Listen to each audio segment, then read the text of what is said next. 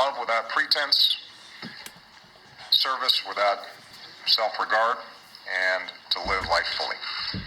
As one of his longtime colleagues in the Senate, who happened to be a Republican, once said, "If you can't admire Joe Biden as a person, you've got a problem. He is as good a man as God ever created."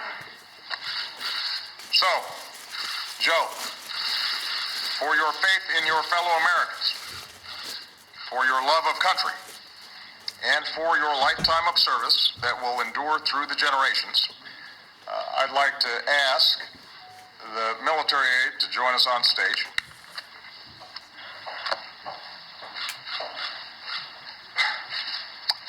For the final time as president,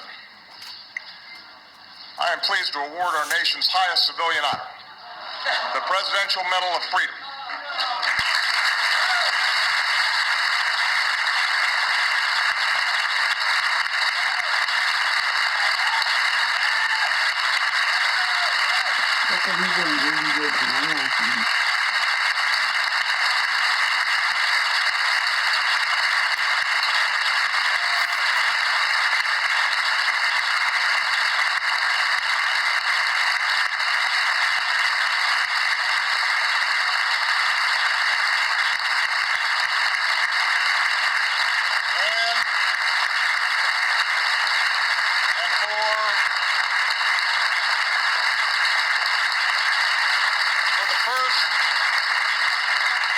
For the first and only time in my presidency, I will bestow this medal with an additional level of veneration, an honor my three most recent successors reserved for only three others: Pope John Paul II, President Ronald Reagan, and General Colin Powell.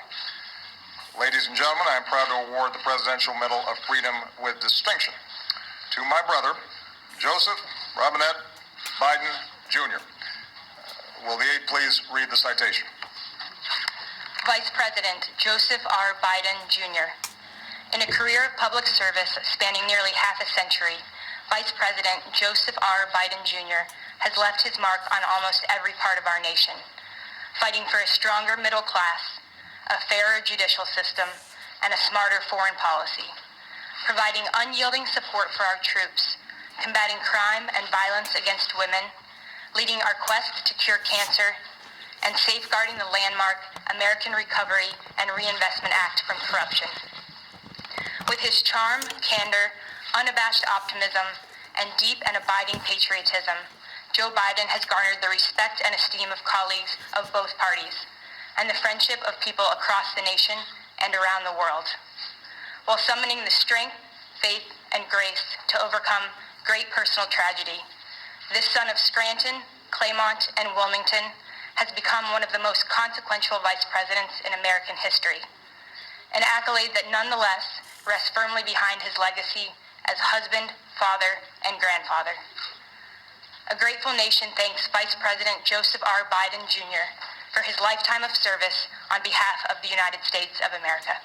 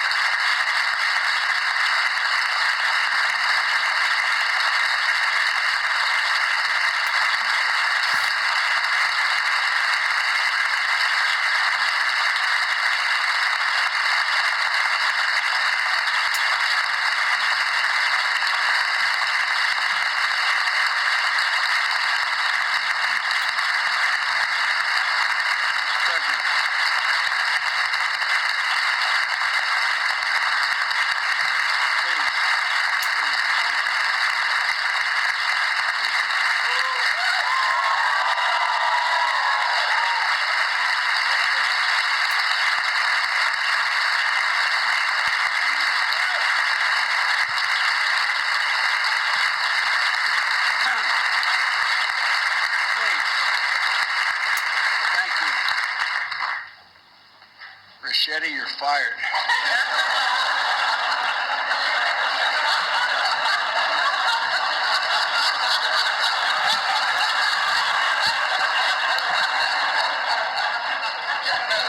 For the press, Machete's my chief of staff. I had no inkling. I thought we were coming over, Michelle, for you, Jill, and Brock and I, a couple of senior staff to toast one another and say what an incredible journey it's been. Mr. President, you got right the part about my leaning on Jill, but I've also leaned on you and a lot of people in this room. I look around the room and I see great friends like Ted Kaufman, who's been so much wisdom. Guys like Mel Monzak. I mean, I look around here and I'm startled. I keep seeing people I don't expect. Madam President, how are you? Mr. President, look at my new boss over there. But you know, I get a lot of credit I don't deserve, to state the obvious. Because I've always had somebody to lean on. From back that time in 1972, when the accident happened, I leaned on, and I mean this in a literal sense, Chris knows this, Dodd knows this, and Mel knows this, and Ted knows this. I leaned on my sons, Bo and Hunter. I continue to lean on Hunter, who continues to, in a bizarre kind of way, raise me. I mean, I've leaned on them.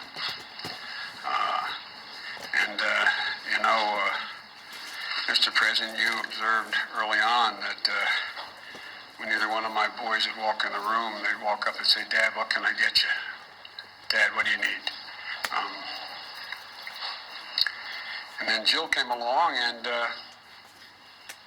she saved our life. No man deserves one great love, let alone two.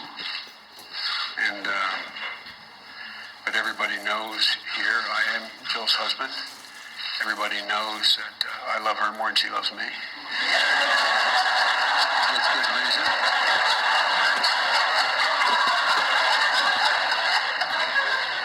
And she gave me the most precious gift, the love of my life, the life of my love, my daughter Ashley. I continue to lean on the family. The president you kidded me once. You heard that in preparation for the two debates, vice presidential debates that I had, only had two, that Bo and Hunt would be the last people in the room, and Bo would say, look at me, Dad, look at me. Remember home base, remember. So, and the Secret Service can tell you, Mr. President, that Bo and Hunt and Ashley continue to have to corral me. We're in one of the national parks, and I was climbing up on top of a bridge to jump off the bridge with a bunch of young kids, and I hear my sons yelling, Dad, get down, now. And I just started laughing so hard I couldn't stop, and I said, I was just going to do a flip-off, full gainer off here. I said, Dad, the Secret Service doesn't want you up there, Dad. Look at me, Dad. You know, so we've never figured out who the father is in this family. And, Mr. President, you know that with good reason, there is no power in the vice presidency. Matter of fact, I just did for Nancy Pelosi's daughters the readings of the Constitution. You probably did one for her. And they had me read the provisions relating to the vice presidency in the Constitution. And there is no inherent power, nor should there be. But Mr. President, you have more than kept your commitment to me by saying that you wanted me to help govern. The President's line often, other people don't hear it that often, but when someone say, can you get Joe to do such and such, he says, I don't do his schedule, he doesn't do mine. Every single thing you've asked me to do, Mr. President, you have trusted me to do. And that's a remarkable thing. I don't think, according to, I see the president of Georgetown here as well, I don't think according to the presidential and vice presidential scholars that kind of relationship has existed. I mean, for real.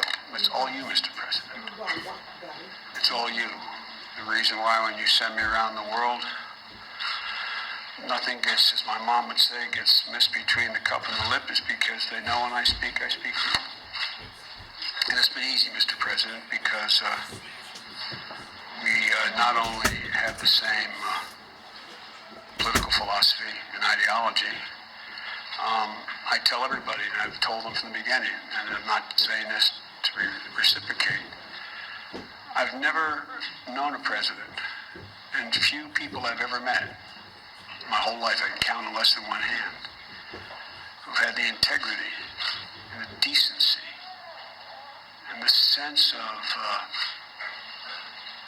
other people's needs like you do. I know you're upset when I told the story about when Hunt and I were worried that Bo would have to, that he would, as a matter of honor, decide he had to step down as Attorney General while he was fighting his battle because he had aphasia. He was losing his ability to speak. And he didn't want to ever be in a position where, to him, everything was about duty and honor. And I said, and he may resign. I don't know. I just have a feeling he may. And Hunt and I talked about this. And I said, he doesn't have any other income, but we're all right because Hunt's there and I can sell the house. We're having a private lunch like we do once a week. And this man got up, came over, grabbed me by the shoulders, looked me in the eye and said, don't you sell that house. You love that house. I said, it's no big deal, Mr. President. He said, I'll give you the money. I'll give you the money. Promise me. Promise me. You won't sell that house. I remember when Ashley, Mr. President, we were in the Oval, and Ashley was in an elevator. And the elevator plummeted to she was with a group of people, I forget which building in Philadelphia, and it plummeted to the ground. And immediately the service was worried that, she may have been badly hurt. And I got up to take the call, and you didn't let up until you made sure your service followed through and made sure everything was all right. But Mr. President, we kid about about marrying up. We both did that kind of thing. But the truth of the matter is, I said this to Michelle last night. Michelle is the finest first lady in my view that has ever served in the office. There's been other great first ladies, but I really genuinely mean it.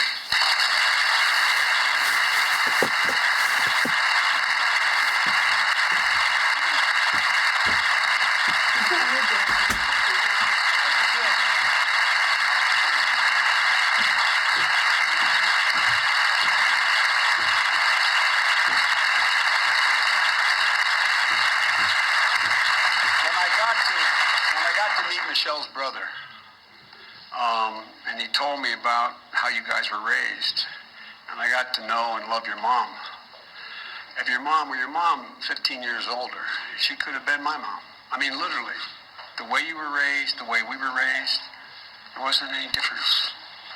And I knew that this decision to join you, which was the greatest honor of my life, was the right decision. On the night we had to go and accept the nomination, the formal, we'd be nominated at the convention.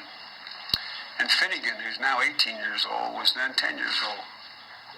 And she came to me and she said, Pop, is it okay if the room that we're in, Finnegan, Maisie, and Naomi, that we have the beds taken out? And I said, why? He said, maybe the Obama girls and your brother's children, maybe they would come down and all sleep together in sleeping bags. And I give you my word as a Biden. I knew when I left to go over to the convention, opened that door and saw them cuddle together, I knew this was the right decision. I knew it was the right decision. I really did. Because, Mr. President, the same value set. The same value set. Folks, you know, I joke with my staff that I don't know why they pay them anything. Because they get to advise me. Let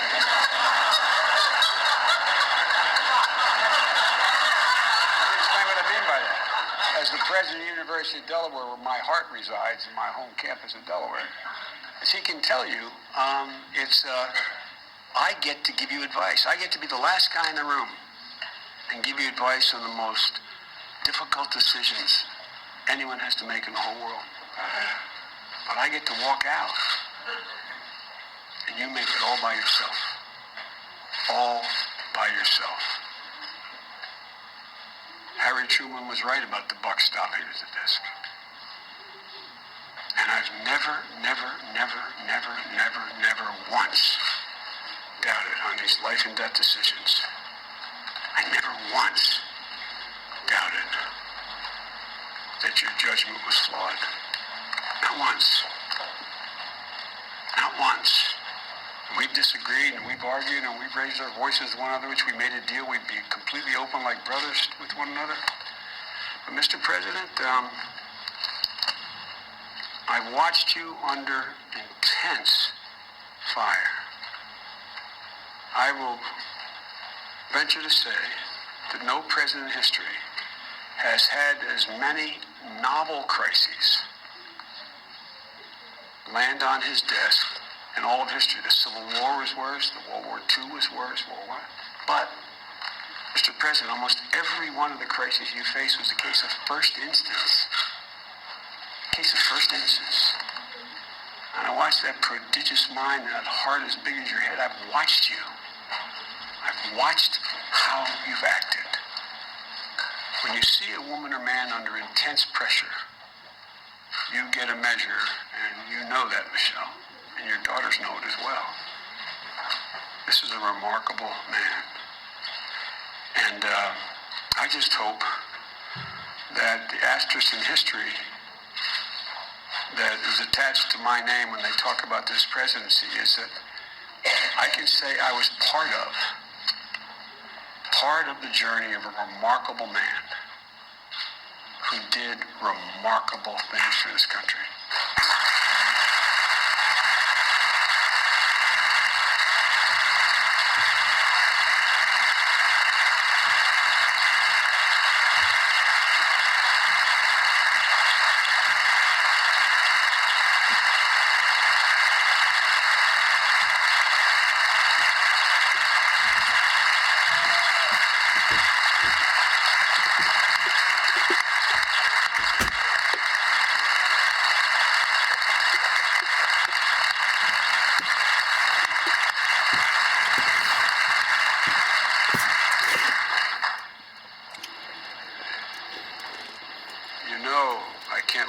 Go by without quoting an Irish poet. Jill and I talk about why you were able to develop the way you developed and with the heart you had. Michelle and I have talked about it. I've confided in Michelle. I've gone to her for advice. We've talked about this man. You give me insight. And I think it's because, Mr. President, you gave me credit for understanding other people's misery and suffering. Mr. President, there's not one single solitary ounce of entitlement in you, or Michelle, or your beautiful daughters. You girls are incredible. You really are. That's not hyperbole. You really are. Not one ounce of entitlement. And Seamus Heaney, in one of his poems, said,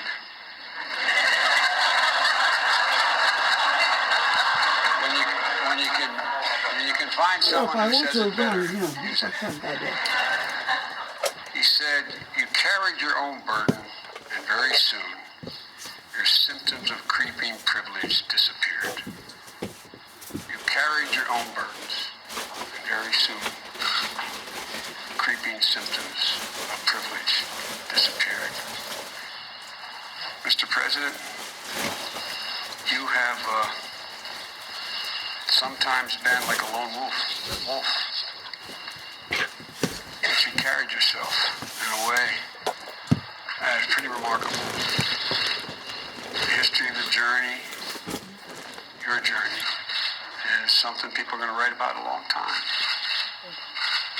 And I'm not being solicitous when I say this. And you're so fortunate, both of you, to have found each other. Because all that grounding, all that you had, made this guy totally whole. And it's pretty amazing. Mr. President, this honor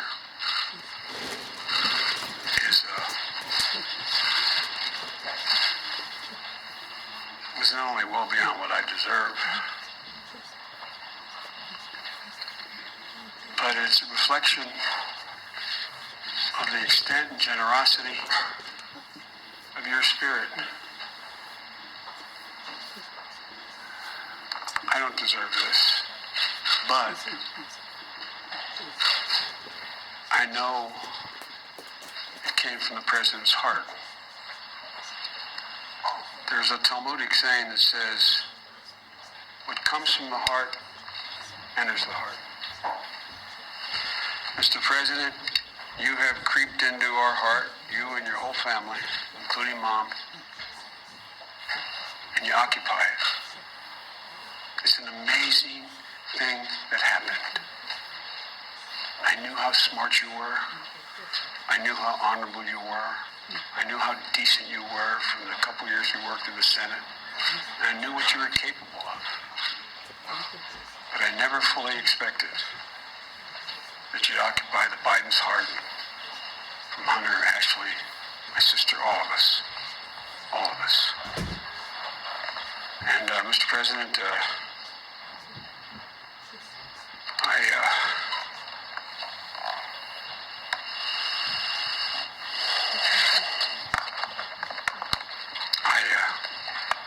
I'm indebted to you. I'm indebted to your friendship. I'm indebted to your family. And as I'll tell you, I'll end on a humorous note. We're having lunches, and mostly, and it's whichever in either one of our minds. We talk about family an awful lot. And about 6 months in, the President looked at me and said, you know, Joe, you know what surprised me? How we've become such good friends. I said, surprised you? But that is candid Obama. And it's real. And Mr. President, you know, as long as there's a breath in me, I'll be there for you. My whole family will be, and I know it is reciprocal. And I want to thank you all so very, very, very much. All of you.